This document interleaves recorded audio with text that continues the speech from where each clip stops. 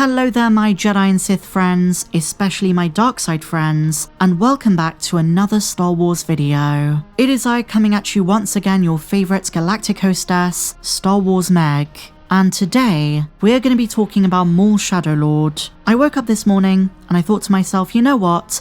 We haven't spoken about this show enough. I've done a few fan theories about it, we broke down the trailers that dropped, but I haven't really done a video in quite some time. For the last week or so, the main focus has been The Mandalorian and Grogu, and go check out those videos if you missed them. But today, we're focusing on Lucasfilm animation, and as soon as I got set up, I made myself a nice cup of coffee, I was ready to record, and I go to StarWars.com, and lo and behold, there is a very unexpected announcement. Just a few days out from the Season 1 premiere, Maul Shadow Lord Season 2 has been announced. And this is just so bonkers, it's so insane. And I just want to point out, the article states it was Dave Filoni's decision. He's the one who decided we're going to put Season 2 in development, and lo and behold, an announcement full of conviction. I genuinely thought this show was going to be a limited series, just the episodes dropping until May 4th, and that it was going to be a self-contained story. But this is so darn exciting. And as you're going to see, I don't think people realize just how big and important this announcement is. It's going far beyond just one story set on Janix, because when it was announced at Celebration, it kind of looked like a self-contained adventure of what Maul is up to before the events of Solo and Star Wars Rebels. But instead, we're getting something that is going to change Star Wars animation. Sam Witwer said, "This show is unlike anything we've seen in the Star Wars universe, and the fact they already have plans for a Season 2 means the script is probably pretty darn good. The story is solid, and they have something to say with this. It isn't just a matter of numbers or viewership. Dave Filoni has a story he wants to tell, and that to me, putting creativity over profit, is always a good sign. The legacy of George Lucas demands it." And you know guys, this all goes back to what I was saying after the Lucasfilm Animation 20th anniversary a few months ago, that the future of Star Wars on Disney Plus is mainly going to be animation. Aside from Ahsoka Season 2, which has been in development for a long time, since the Kathleen Kennedy days, the majority of live-action Star Wars going forward is going to be in cinemas, and the Disney Plus platform, the streaming stuff, is mostly going to be animation. And it's not just a theory anymore guys, I'm not the only one saying this, because yesterday, Lucasfilm animation producer Athena Portillo stated there are other animated shows in the works. This was an exclusive from Collider and she said, quote, "We have other things in development and in progress, not necessarily related to the new show. So again, it all depends on whether fans really do want another season, and then we're all for it." But suddenly, a few hours later, Dave Filoni makes the decision himself. Before fans can make up their minds, a big surprise today, Maul Shadow Lord is getting a Season 2 and more episodes. And the implications of this announcement are bigger than fans realize. For one thing, some of the side characters we assumed were going to be killed off might actually survive. Maul himself has to make it to Star Wars Rebels, but as for Devon Azara, I assumed she was disposable. She might still be, but she might not die until the second season, or third, if the show keeps going. And secondly, my friends, another reason this is so huge is a new season means the opportunity to show us the Maul story that connects to Solo. Founding Crimson Dawn, meeting Kira, training Kira, that's another big one, and we're finally going to see some of those gaps filled in. Timeline-wise, it can't be in the first season, but the further this show goes on, the more opportunities there are to connect those dots. And I'm hoping, after Devon, because you know Maul is always looking for an apprentice, Kira is next. Devon is nowhere to be found in Maul's later story, when he once again becomes obsessed with finding Obi-Wan.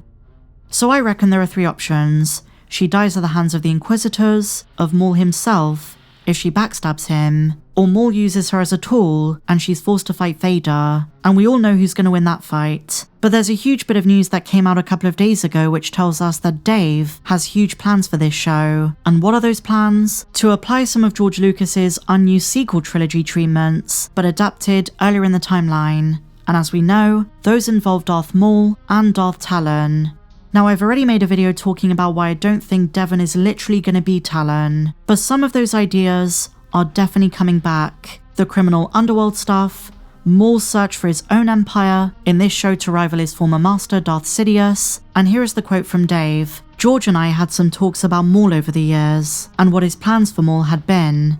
and so I felt this show was a way of honouring that future that we were going to have, and finally bringing some of it to light. So it's probably not going to be a one-for-one adaptation, as I spoke about in the past. I don't think Devon Azara is going to be a temptress and use the seductive side of the dark side and all of that kind of stuff. I don't think it's literally going to be what George had in mind. It rarely is with Disney Star Wars. They'll borrow some ideas and general themes, story beats, but at first, whether she's going to become Maul's apprentice or not, Devon doesn't trust him. As a Jedi Padawan who survived Order 66, back during the Jedi Temple days, just like most Jedi, she heard all about him, what happened on Naboo, and as we can see in some of the new promotional material, she and her Jedi Master confront Maul at first, and the planet of Janix isn't looking for Jedi. Before the arrival of the Inquisitors, they were unaffected by Palpatine's regime, and that's why Jedi survivors sought refuge there. They don't expect to be hunted down, and it looks as though initially, she's working with the authorities.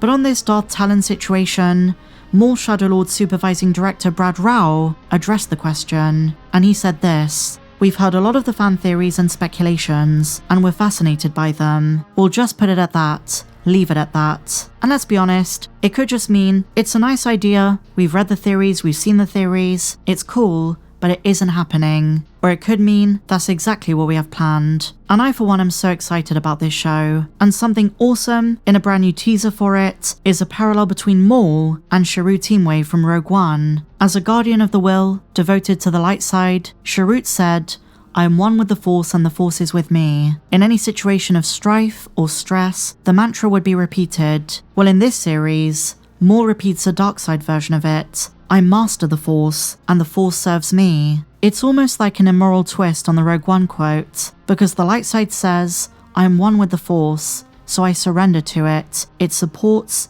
and empowers me." But the dark sider says, "I impose my will on the Force. The Force serves me. I'm the dictator, and I bend it to my will." So while Maul is no longer a Sith, he still draws upon some of those teachings. And as Sam Witwer said, we're about to see the darkest side of the character to date. Worse than the Phantom Menace, worse than the Clone Wars and Rebels. They're really taking huge creative leaps. But I did find this parallel really awesome, and hearing Sidious's voice from I think the Clone Wars Season 5 in one of the recent trailers, where Palpatine confronted Maul and Savage, and he tells his former apprentice that he's been replaced. I hope they dive into Maul's trauma further, the pain of being thrown away, the revenge that drives him. Again, very much a Sith trait. But with that said, my friends, huge announcement today. Share your thoughts in the comments down below, and if you enjoyed this one, please be sure to give me a big fat thumbs up. Subscribe if you're new, and may the Force be with you,